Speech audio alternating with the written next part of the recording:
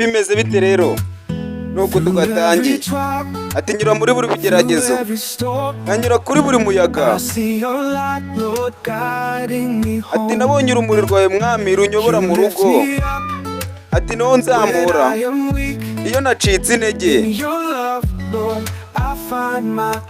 ati mu rukundo rwawe niho nabonye imbaraga zanjye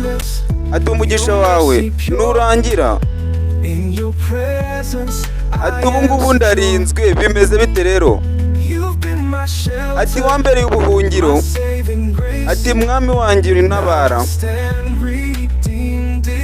ati umagaze muri uyu mwanya naracunguwe bimeze bite ati uyu niwo mpa imbaraga ati mwami w'imbabazi ati urukundamo iteka ntiyazadutererana ati urukundo rwawe dufite amahoro Yesu wacu uru rumuri rwacu bimeze bite rero narababwiye ngo uyu mwaka musenge bimeze bite ati ubwo nari nayobye wampamagaye mu izina ati ijwi ryawe ryaje rikuraho isoni zanjye ati ubu nsigaye ngendana ukwizera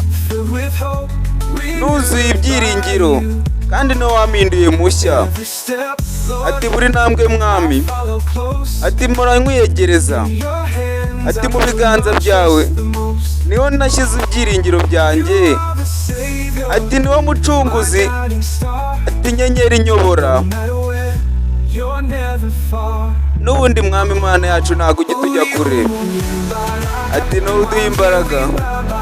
mwami w'imbabazi urukundamo iteka ntazadutererana ati urukundo rwawe dufite amahoro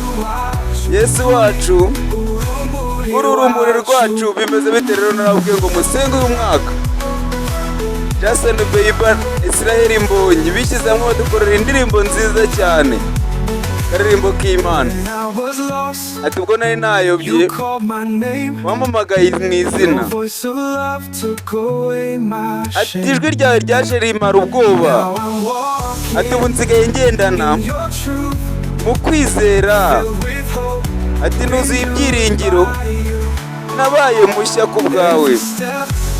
buri ntambwe mwami mpora nkwiyegereza ati mu biganza byawe niho nashyize ibyiringiro byanjye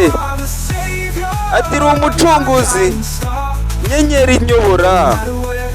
ati mwami n'ubundi ntabwo ujya tujya kure uduhora hafi ati niho uduha imbaraga mwami w'imbabazi urukundamo iteka ntazadutererana urukundo rwawe dufite amahoro Yesu wacu uru rumuri rwacu bimeze bite rero musenge umwaka gusa nyuma y'aka karirimbo twikomeza n'agafilime k'umwaka agafilime kadasanzwe bimeze bite rero twagiye